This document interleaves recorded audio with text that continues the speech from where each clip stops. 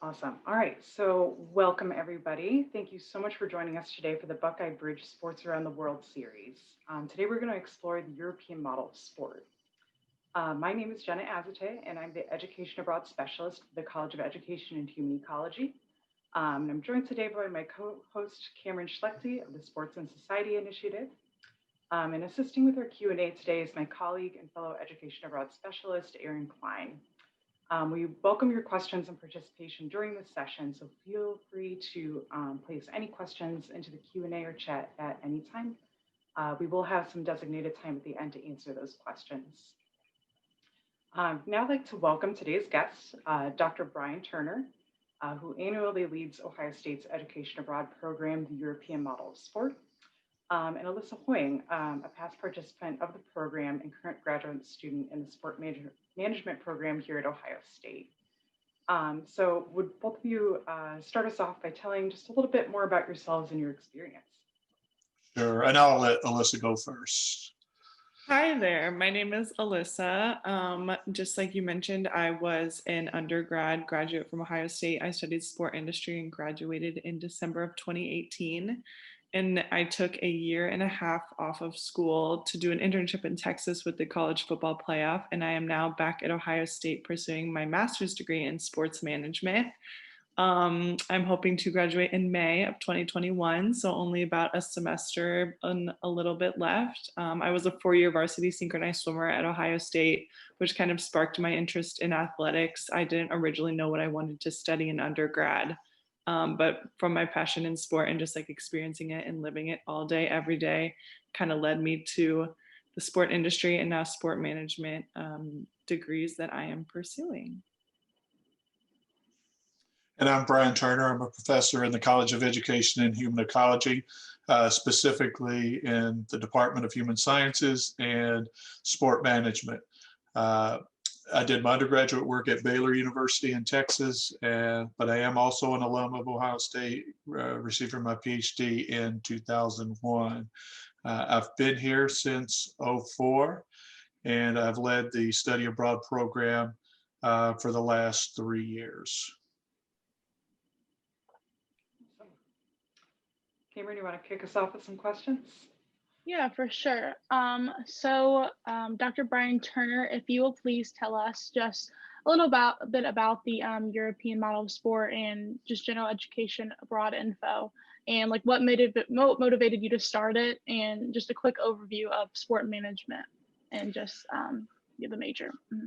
Sure. For the European model of sport, about 4 years ago, our college, the College of Education and Human Ecology, created a proposal that they sent to faculty to really push faculty to develop what we call signature courses.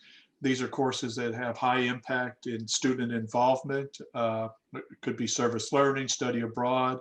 And I thought our program was really lacking as far as a global view of sport. I think we were, like a lot of programs, very American centric. We had no courses that really talked about sport abroad.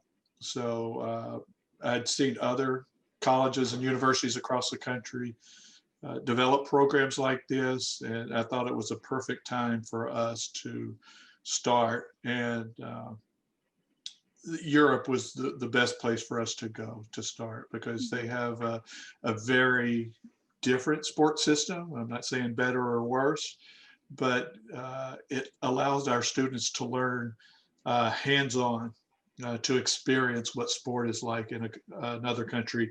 We could easily, develop a course and talk about it, read textbooks, watch videos, but being there is I'll let Alyssa talk about it, but to me, I think life's changing for a lot of students.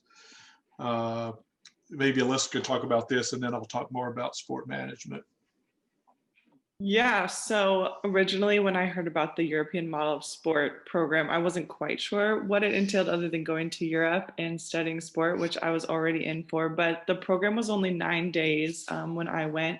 We went to Germany and the Czech Republic in May of 2018. And to me, it was kind of the perfect amount of time to study abroad and still have summer jobs. And so that was appealing to me as a student. And then just from my experience in sport as being an athlete, it kind of just matched up because it was hands-on learning. It wasn't very much sitting down in one place and staying in a city the entire duration of the trip and just learning from there. But we were doing so many like I called it active learning. So we did so many bike tours with tourists, walking tours with like personal headsets, and a lot of just one-on-ones with different professional sports teams in Europe and different executives that were at some of the arenas we visited, and some of like the Olympic stadiums. There were so many things we did that like just the concept of the active learning piece, that we were never really in one city for more than 2 days. It was just so like jam-packed schedule, just really, it attracted me to the trip, as well as the duration of the trip was just perfect for this summer. Yeah. And Alyssa, how did you first hear about the opportunity? Yeah, so I heard about it. I was trying to think about that. I definitely know I was looking at the OIA website at one point when I was thinking about studying abroad, because I always thought it'd be fun to do that. But then when I got presented with the scholarship for the opportunity to do so, I was actually very serious about it. And I was very interested in finding a trip that wasn't just something I could use the scholarship for, but something that interested me. So I want to say that I heard about it through our sports industry major. So in one of my classes, just because it was one of the first like times we'd ever even heard about this idea or this program being pushed out, and it was the first one. So we were all excited about it, and I heard about it and I was like, that'd be cool to do, and never thought it would actually be reality. So I think I mainly heard about it in some of my classes. Brian, do you want to tell us a little more about the major?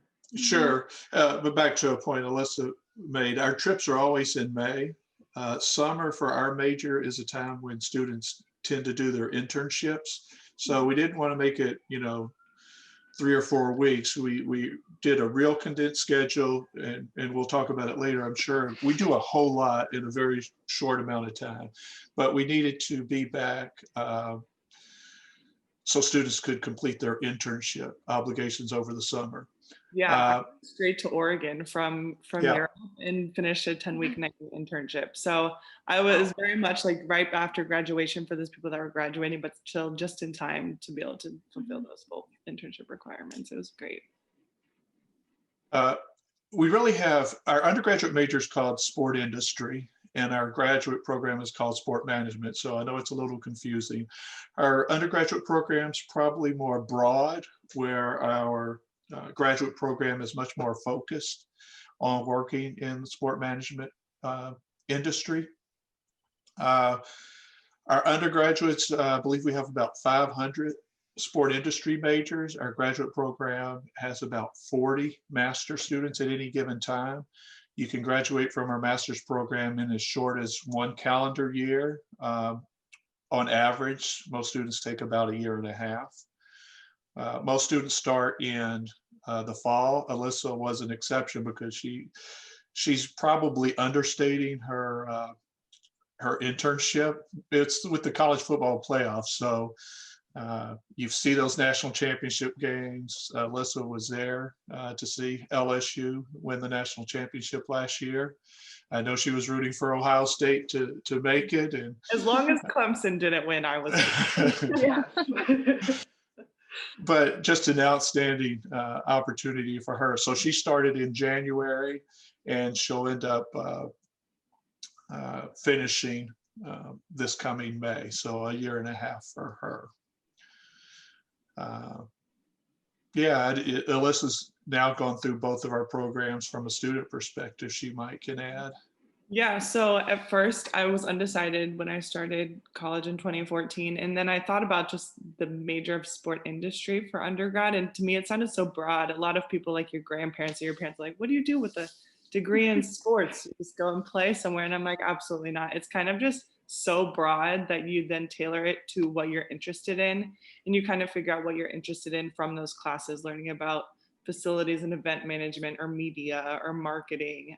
There's so many jobs in the world of athletics. It is super competitive, but the scope and the range is just so huge that I don't have any creative experience and would be horrible at social media and kind of digital creation and content, but I am very much more like a logistical planner and want to do more event execution. And it's just crazy that all of that falls under like the big umbrella of sports. So the word sport industry does sound broad and seems like something that's impossible to get a job with if you tell people that's your major, but it really just gives you so many opportunities out there in both professional, college sports, anything you can think of.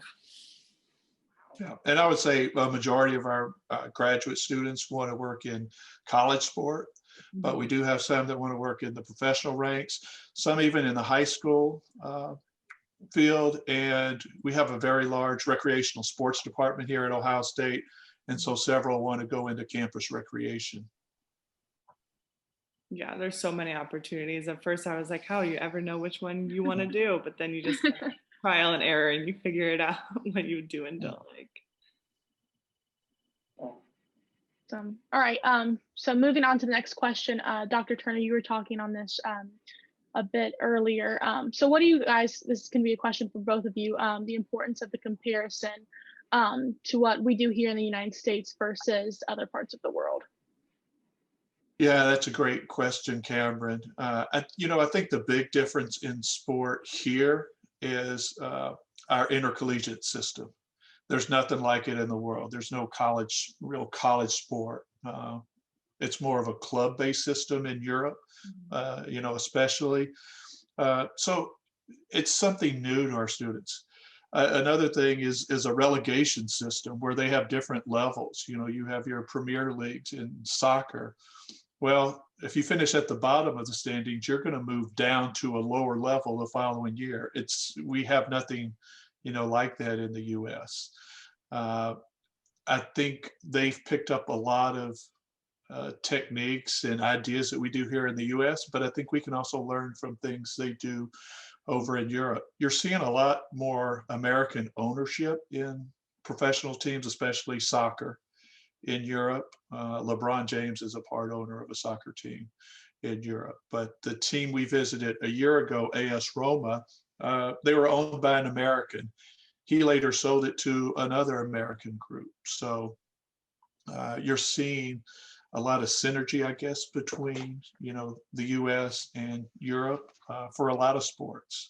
I remember we went to a playoff basketball game in Germany the year Alyssa went, and we met with an executive before, and he said Europeans didn't understand basketball.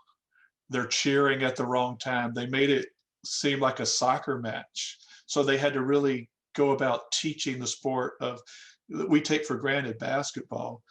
When's the right time to cheer? Stand up. It was a lot of chanting, and they had these thunder sticks that they would bang the entire match. No matter what was going on the court, they were always cheering.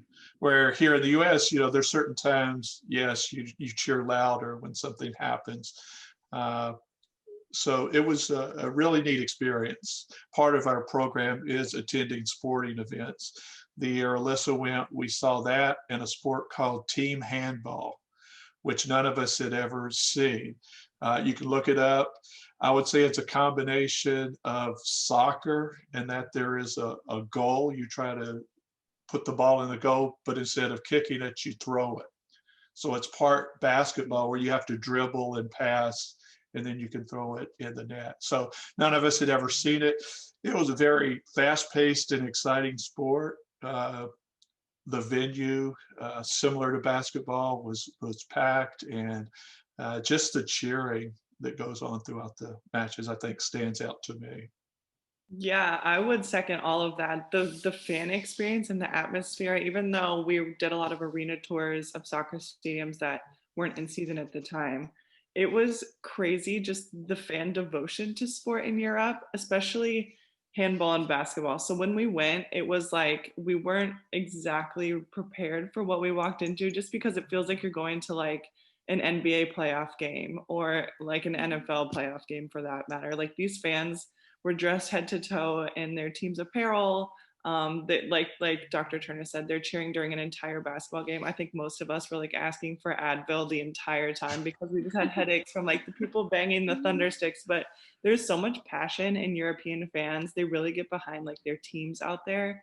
And to connect it to like the United States and sports here, I know for a lot of sports other than football, we're often trying to get what we call butts in seats. So trying to increase attendance, because at most schools, Ohio State is fortunate, but really the attendance is struggling. So to possibly adopt some of those ideas that we saw over in Europe, for example, their food and drink before games is often all around like their stadiums and arenas. They have beer gardens, obviously the original ones. Here in the US, we're used to like Americanized ones, but people are out there for hours before a handball or a basketball game, just hanging out and just like making a community of other fans around them. I think there's a lot of things we can take away from like just that fact, and like that the potential to just include fans outside of just the games themselves and bring it to the US. It's not just college football, is it? I mean, kind of see No. that all over the place. I Mhm. really appreciate that energy and enthusiasm. I guess I have a quick story. So after I graduated from Ohio State, I went to Italy and taught English to high school students. And I told them my hometown was near Cleveland, and every single student, like all 400 of them, wanted to know if I personally knew LeBron James. Like they were all about the NBA and basketball and LeBron James. I told them, unfortunately, I didn't, but I would try to find out for them if if I could ever talk to them. I guess another question along those same lines. So I imagine that not every student is interested in working abroad, after graduation. So why would this information still be relevant to them, even if they just want to stay in the United States? I think being exposed to different ways of doing things, it can really help. And I'll show a video later. I think some of the students over the years have said they've really reflected on themselves. They thought they would learn more about another culture, where they said they actually learn more about themselves and how they can function, outside their comfort zone.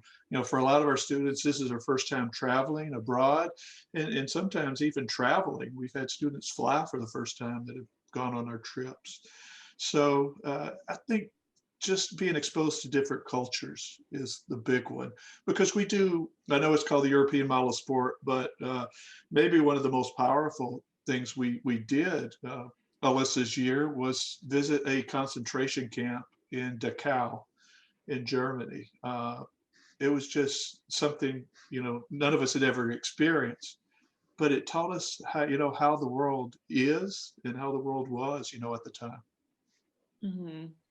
And I would say, to add to that, before I even thought about studying abroad or thought it was an option, I worked the Real Madrid came and played in Ohio Stadium against Paris Saint-Germain. So like there's just so many opportunities where sports are more than just in their home countries. Like both of those teams traveled across multiple continents to come to the US and play in Ohio Stadium. And at first I was like, this could be a cool soccer game, but it was huge. And it was only in 2016. And at that point I was like, international sport is cool, but I had no idea like to the extent that even fans of such teams lived in the US. So even if like studying abroad isn't something you've been thinking about before, there are so many just opportunities where international sports teams travel here to the US. Maybe it's not in like your budget or it's not affordable for you, but like watching on TV or going to a game in Ohio Stadium of some international amazing soccer teams is a possibility. Like it's just exposure to sports in general. Like for example, we had no idea people streaked the field in Premier Soccer. So when I was working that game, everyone there was like shocked at what was happening. I had to quickly find a way to like kind of shut it down. So it's just things like that we don't really have any concept of, or we're not experienced with or used to. So it's just kind of things like that that make it unique and special. And I encourage people to just try and experience as much as you can in whatever capacities is available to you. Yeah, those are really interesting points. I'm learning a lot. So that's cool, because I've been actually thinking about doing the program before I graduate. So hopefully it'll come back eventually. But so this will be our last question before we go more into the specific program information. So this is a question for that both of you can answer. So how do you believe that history plays a role in comparing different models of sport? Another great question. When we visit, other countries, Europe in particular, I mean, we see facilities that are buildings that are hundreds of years old, that were built well before our country was even founded. And so they have a lot more history in their sport than we do here in the US. Yeah, I think that's huge. Some of these sports have really developed more, especially, I mean, when we talk about European model of sport, a lot of students want to do it because of soccer. They're soccer fans. I mean, the MLS is only 25 years old, whereas these other leagues have been around for forever. And then, outside of sports, seeing these historical sites, we saw Alyssa's year, 2 Olympic stadiums, one in Germany and one in the Czech Republic. There was a big sign at one of the stadiums honoring Jesse Owens. And if you don't know, his story, he's a former Ohio State Buckeye. What he did there in front of Adolf Hitler was, truly one of the greatest events, that ever happened in the world. And to see him honored at that stadium. And we actually heard a historian who was an expert on Jesse Owens, and he gave us a lecture right in that same stadium that Jesse Owens performed on his trip to the Olympics that year. Yeah, I would just the thing I had written down on that question was definitely the Jesse Owens piece, just because he won 4 Olympic gold medals, and we were literally sitting in the seats that spectators watched him do that in 1936, and it was so surreal because I can't even like fathom the idea of like just what was going on in the world at the time and how much discrimination and hate there was in the world, and then to just be able to sit there, and the historian that came that Dr. Turner brought in was just someone who was like all about Jesse Owens. He loved him, and he hadn't even been to Ohio State. And here we are coming from like the school he ran track and field at. And it was kind of just like a collision of both worlds. It was really cool to experience. And then he had some examples of like a uniform he wore and some uniforms the Germans wore with like the Nazi signs and things like that. So it made it all real, because you read about it in a textbook, but kind of just being there and experiencing it just makes history come alive. And it was awesome to be a part of. Very cool. So we're starting to talk a little bit more about like some of the specific experience of the program. So I want to know, what does the day-to-day of the program look like? And what really makes this program unique? It is jam-packed. I think Alyssa will agree. We get up early in the morning, eat breakfast, and then we're pretty much away from the hotel the entire day. I really like bike tours, because we get to see a lot of the city in a short amount of time. I think the one in particular in Berlin, because we saw where the Berlin Wall was, Checkpoint Charlie. We biked about 10 miles, I think, the day in Berlin. We hear sport executives. We heard one of the executives with Byron Munich basketball right before the playoff came. He took the time. We got in one of their meeting rooms and talked about that. A year ago, we were actually in Italy and heard the head of the Italian Olympic Federation, so the top sport administrator in the entire country in Italy, gave us, about an hour of his time to speak about how they do things in Italy.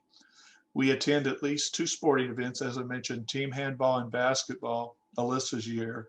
A year ago, we actually saw a big soccer match with AS Roma and Juventus, who is a very obviously famous club with a pretty good player on their team. And then we also saw the Italian Open tennis tournament. So we got in and got to see a few tennis matches.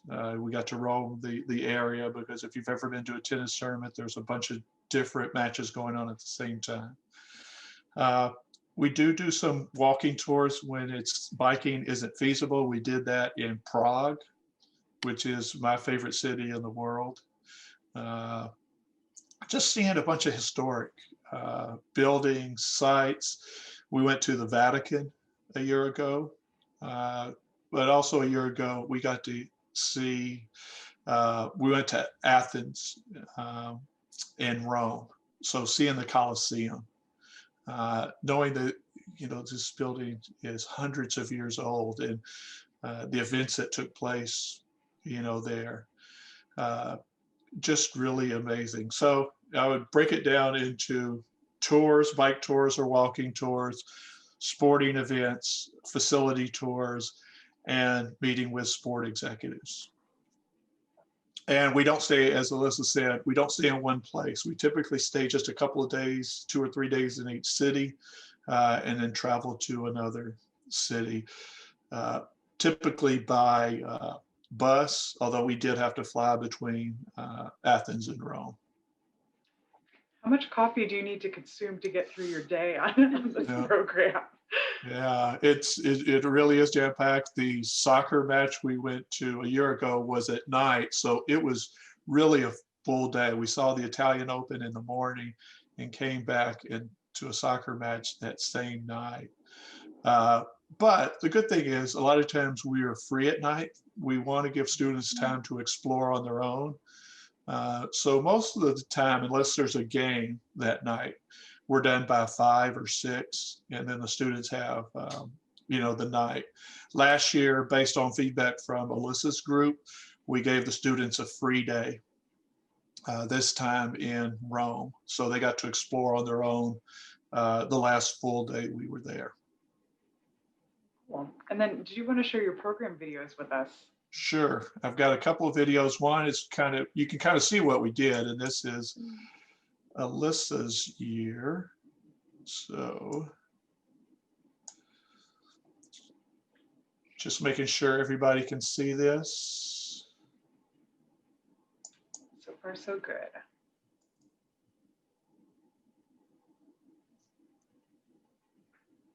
I took the European Model Sports. This one is kind of a testimonial of people I always who went on wanted this to tour. travel the world. Traveling the world is a huge part of. I don't think we're able to see the Well, video. school, Is it on a And different going to tab? Germany was just, in Czech Republic, was just something that I always. You couldn't see that? No, it was on a different tab on your computer. Okay, let's see. Oh, how about now? So my favorite part probably would have been Let all me the sporting events we go went back. to.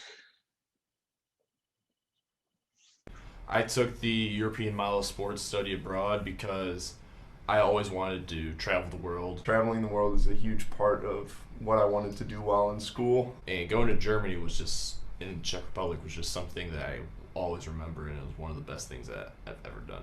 And the class was actually called European Model of Sport, and I had been involved with sports my whole life. I played basketball at the university. So my favorite part probably would have been all the sporting events we went to. The fan atmosphere was just incredibly different.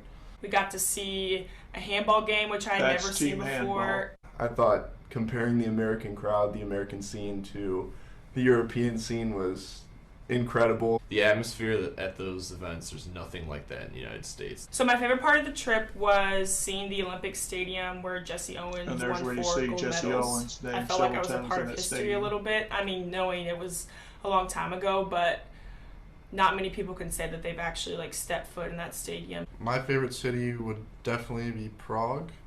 In Prague, we went up to this cathedral and we were able to look down and see everything out there. It was a pretty cool view. And then we ended up going into this garden, which was kind of cool. It was just in the middle of the city. My favorite city that we went to was definitely Berlin. I just thought that this city was a perfect mix of history and modern. My favorite city was Munich. Oh, my heart's in Munich. I can't even really describe how Munich, it felt like a second home. So we went on 2 bike tours. First And one was this in is one of our Munich, bike and tours. the second one was in Berlin. And I liked them both because the tour guides were really knowledgeable of what the history of the city, and they were really good at explaining what's happened in these certain places and giving us a lot of detail on the events that happened in the city. There is so much history in places like Berlin. Oh, the bike tours were great.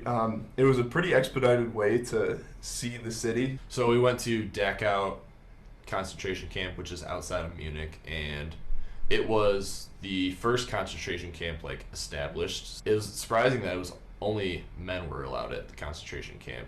It was just an eerie feeling, but I thought it was a pretty good experience to get through. So the lectures were interesting. My personal favorite, though, was the Byron basketball lecture. I was surprised how many people like spoke English. There wasn't that big of a language barrier like I thought there would be. The most surprising part of the trip was actually it was finding out more about American culture than I even thought. I thought, you know, we were going to examine German culture for the most part, German Czech culture, but the biggest takeaway that I got were all internal. Understanding the way we live here and seeing how we project our own culture on others was something that I kind of brought back to the States with me. The setup and how they do things over there kind of changed my perspective of sports and how I look at things now. I think you should go on this trip because, I mean, it was an amazing experience. Travel as much as you can, see what's different than, you know, just staying within your comfort zone. You really get to see the world and compare what our life here in the United States is compared to somewhere abroad. Going to another country with somebody, you guys, that's something that sticks with you forever. It's a pretty great experience, if you ask me.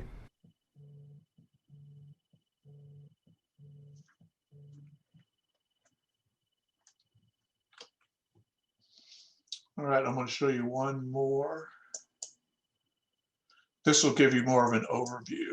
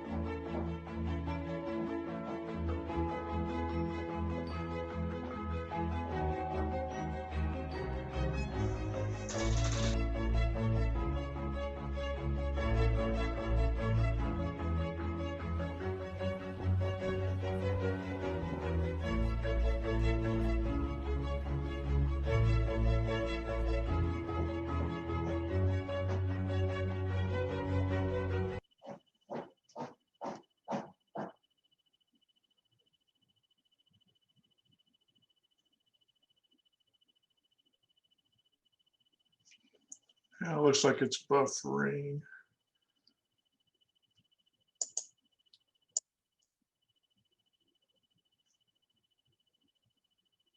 I think you get the gist of you know, our trip. The only thing missing was Berlin from that one.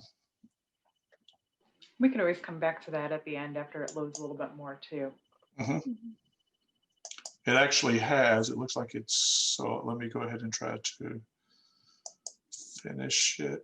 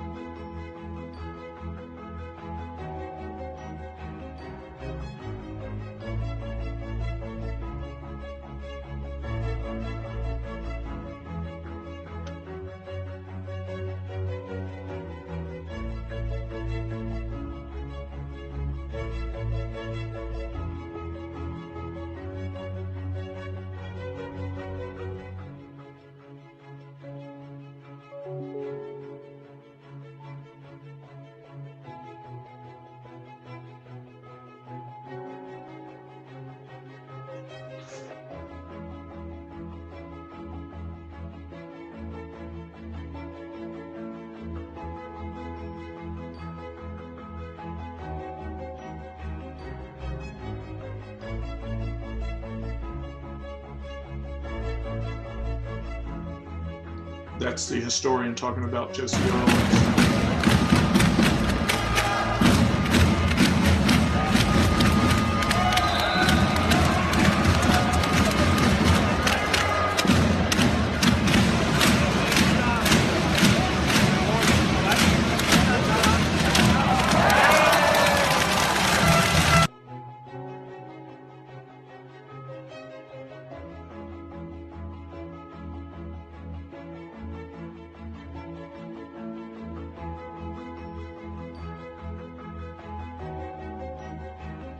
Hey, get in the middle.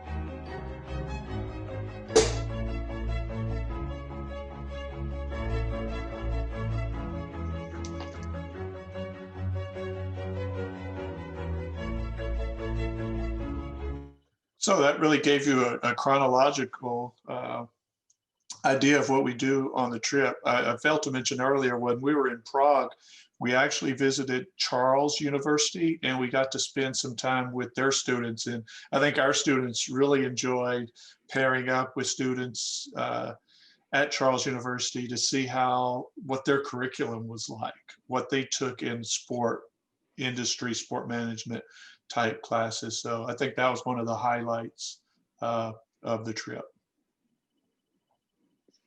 So what would each of you say your most memorable experience from the trip has been? I'll let Alyssa go. I've been on a few of them. From my trip, my most memorable experience, it was kind of cool because you sign up for the trip and you don't have to plan anything about it. Dr. Turner does all that in partnership with someone over in Europe who, I don't know what his official title was, but his name was Shurid, and he was the one that organized like the bus and where to park. And we had a private charter bus the entire time. So like the ease of the trip was definitely something super memorable, because I think now if I've ever wanted to do that on my own, it's going to require a lot more planning than just signing up for a trip. But honestly, just like the excitement of sports in Europe, just being in an empty stadium, people are like feeling the electricity, kind of similar to sport here, but there it's just for a lot more sports, I would say. Just like the electricity of an arena, even though it's empty, and just feeling like the fan commitment and just dedication, and like like they're pretty much all diehard fans over there in Europe. So it's kind of just cool feeling like that atmosphere despite always going to like a full stadium. So that was kind of one of the most memorable parts for me. Yeah, and I think, overall, we spend so much time with each other in a very short amount of time. It's always amazing for me to see how close the students get.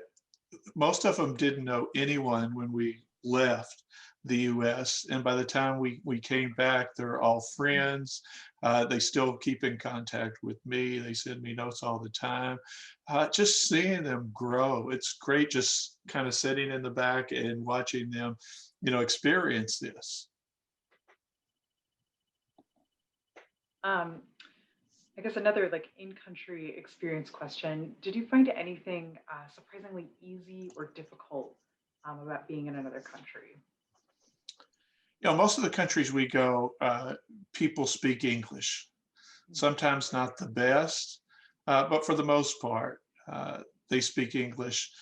As Alyssa said, we're really, because of our work with the company, Lincoln, that does our trip, we don't have to venture out very much. Everything's pretty much done for us. You also saw in that video, all of us dressed up. We always have a great last kind of dinner that's included as part of the trip. And it's great just kind of debriefing with everyone, talking about the things we experienced over the last 5 to 7 days.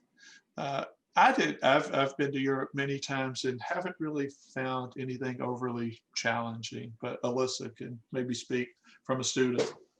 Yeah, the only thing that might be slightly challenging, which at that point is still just a minor thing, was like when we had some free time and we were trying to figure out like where to go. Sometimes their maps and like travel and public transportation is in a different language, or it's just harder to understand because we're not used to using public transportation here because we all have our own personal cars. But it didn't keep us from going out and like experiencing like the nightlife, or we all went on a boat cruise together. Like we still got to find ways to do things in our free time together that we could, like the language barrier or the cultural differences wasn't stopping us from doing. So maybe that was the only thing, but even then it was the minor inconvenience.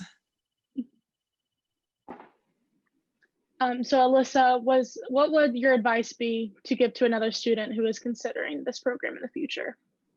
Yeah, so I would definitely say I was one of the more hesitant students looking into a study abroad trip when I first started looking, just because when you go onto the International Affairs website, there's so many options and you're like, how am I ever going to know which one is worth my time and my money?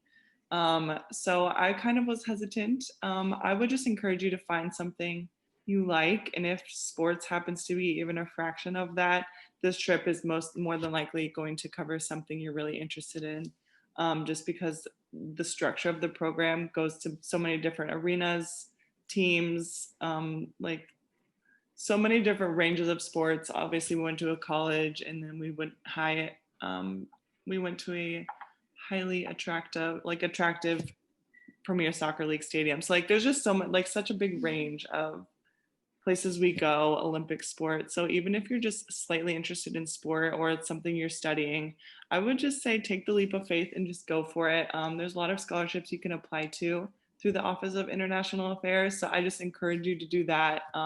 It is worth it. It is so worth just experiencing something you might never get the chance to do in the near future, and just go for it. So with that, we will open it up to the audience for a little bit of Q&A. And then Brian and Alyssa, if you have any other notes about the program that you do want to share, feel free to interject those as well. So Aaron, what do we have on deck for Q&A right now? Yes, we've got some good questions coming in, so thank you. The first is for Brian. It's more on the academic side of the sport industry major. So for students that might be viewing this, perhaps they're undecided or looking to maybe transfer into the sports industry major, are there any popular elective courses that you'd recommend that would allow students to sort of try out the program before committing? Sure, and this actually is a class for us, the European Model of Sport. It is one of our elective courses. It's obviously not required of every student to study abroad, but this would be at the top of my list. Our intro class, I think if you're undecided, our intro class, it's just called the Sport Industry, KNSISM 3208. It gives you the broad overview of the entire program. So you talk about every area of sport. Alyssa is an alum of our undergraduate program. I don't know if you remember any electives you took that would be good. I was trying to think. I more so would recommend not taking history of sport quite yet if you're still undecided, just because it is like a more information heavy class, but start with the ones that are like leadership in sport, or definitely like the intro to sport industry was helpful to just make sure that's what I wanted to do and I wasn't gonna waste a year of school or credits. So I would second your recommendations there. Another question that was submitted sort of pivots to what we're currently seeing with COVID and sports across the US. What are some ways that you've seen that the European sports programs or leagues have adapted to COVID that the US has not yet gotten to? Yeah, and that's a tough question because every country is different. You'll see some countries in Europe be almost at full capacity again, where others have struggled you're seeing empty stadiums, just the televised events like we're primarily having here in the US. So that one varies a lot by countries and their positivity rates in each of those countries. We were actually supposed to, this past May, before all the programs were canceled, we were going to Milan, Italy, all the way up to Barcelona. So we were going to get to see an FC Barcelona match, actually, which was disappointing that we weren't able to go there. But we'll repeat that tour again. I should note, every year we go to different countries in Europe. Alyssa's year we went to Germany and the Czech Republic. The year after we went to Rome and Athens. Last year again, Milan to Barcelona. This upcoming May of 21, we are planning on having the trip, and we're only going to Germany. So it's basically the trip Alyssa went minus the Czech Republic. But you'll still get Berlin and Munich. But for COVID reasons, we're limiting the number of countries and the number of stops. So we'll only be in 2 different cities. Although we will travel between those 2 cities and stop. We got a tour of a very unique city going between Prague and Berlin. It was just about a 2-hour stop that we toured their city center. So every year it's different, but back to that question, it really varies by country.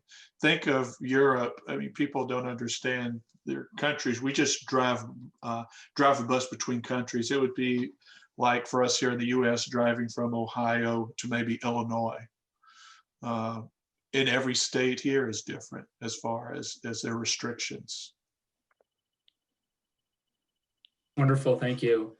Another question that came in, going back to the sports industry, major question, is there a minor that's available for students? We currently do not have a minor. We are exploring that possibility in the future. I know there's several other programs across the university. Students would like to get a minor in the sport industry, but right now we do not. Another question for Alyssa, as your student athlete perspective, how did going on this program sort of change your perception of sport from what you knew as a student athlete here at Ohio State, the Big Ten, to when you were able to see these other leagues, these other sport professions across the world? How did that sort of change your interpretation and your experience?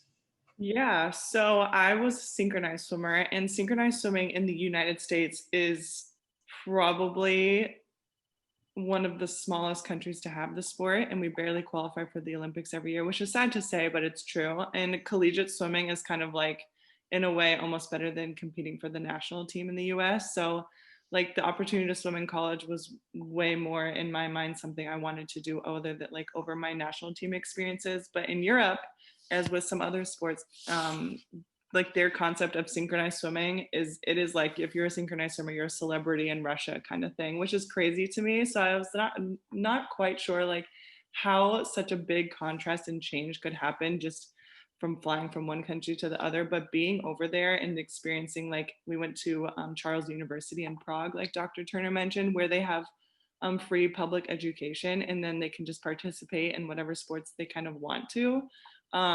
It in a way was the opposite kind of change. So their collegiate sports program, or at least in the Czech Republic, was much smaller and not as wide scaled as Ohio State, and like a small sport like synchronized swimming is here is huge in Europe. So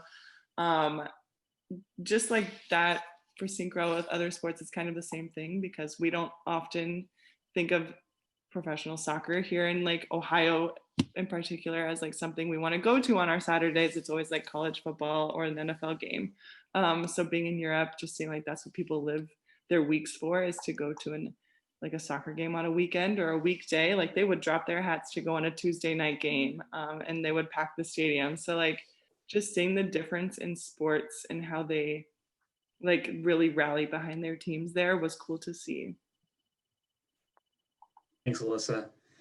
A question came in, and this could be for Dr. Turner or also Jenna, if you want to chime in. Have there been any dates set for the summer 2021 program yet?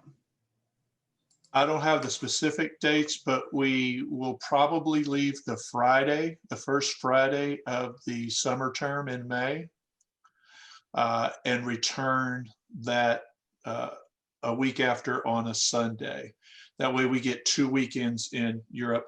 Most of their soccer matches are on the weekends, Saturday afternoon or Saturday night, sometimes Sunday during the day or at night. So we'll try to spend 2 weekends there. We might come back instead of Sunday, the Monday after. I don't have the dates in front of me. And we've made adjustments too. Mhm. Does that sound right, Jenna?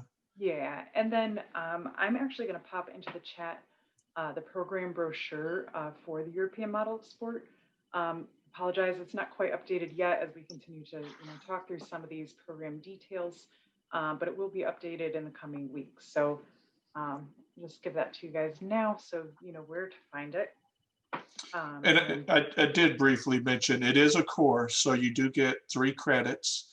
For our sport industry majors, it is a Group A elective, and you need a few of those, or it could count as Group B if you've done all of your Group A electives.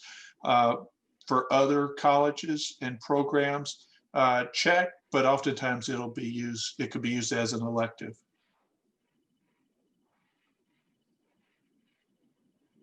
I think those are the questions that I have so far from the Q&A, Jenna, so I'll pass it back to you. All right. Brian, Alyssa, any final thoughts before we close it out? You know, I've done this several years, and before, when I created the course, I actually went on a trip myself with Virginia Commonwealth University to kind of shadow to see what it was like, because I had never gone on a study abroad, and I was sold after going on that trip, more as an observer or student. Lankin Sport ran that one also, and after going on that trip, I was just so excited to create this course at Ohio State. I think a lot of students will tell you it has kind of changed their life, changed their perspective on not just sport, but experiencing different cultures. A lot of students have talked about getting out of their comfort zone, traveling, abroad. You will not be disappointed, whether you go on this trip or any other trip. I would highly recommend, if you get the opportunity, to study abroad. I'm also a STEP mentor, and many of our STEP students want to use their funds for this, and I think it's a great use of those STEP funds. For us, it would cover over half of the cost to go on our trip. Yeah, I will just add to that and say that if you have even the slightest bit of interest in anything we talked about today, just do your research, Google what sport in Europe or wherever the next trip, I guess Germany, looks like.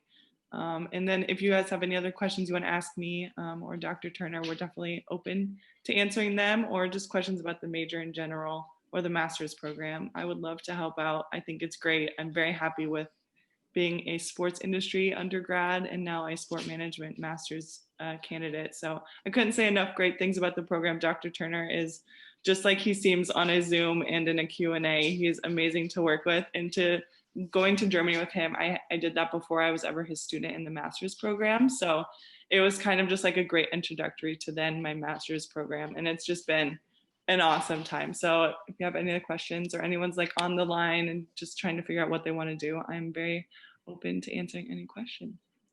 Alyssa, you should tell them the story. You and I went on a shopping trip in Germany. Oh, yeah. So we had like a free afternoon or a few hours in Germany. It was just one of the last cities we were at, and my mom had a request for me to bring back a real German nutcracker, like what you have for Christmas. And I was like, Mom, I don't even know where I'm going to get a German nutcracker. And she's like, but I have so many from Germany. I just need you to bring me back one. So Dr. Turner and I think we like hopped in whatever they had, a version of like an Uber. Mhm. And him and I, for like 2 or 3 hours, just went looking for Christmas stores in Germany because their Christmas market is huge there. But obviously, we were there in May, so we were trying just to find some stores that were open year round. And eventually, we found a store and picked like an amazing nutcracker, and I carried it home in my hand the entire plane ride because I didn't want to break it. But it was just him and I. It was so much fun. You found a lot of cool things too, like unexpectedly. So like the free time just allows you Yes. something not in like the curriculum. There's time to do it in your free time. Like go find an authentic German nutcracker. Yes. Birkenstocks. Yes. A Oh yeah. lot of the students bought those. I bought a pair for my wife and daughter. Because they're much cheaper there. Yes. Yeah. Too funny. I forgot about Yeah, that. shopping is another thing you'll have time to Mhm. explore, and you can get some really good deals while you're there.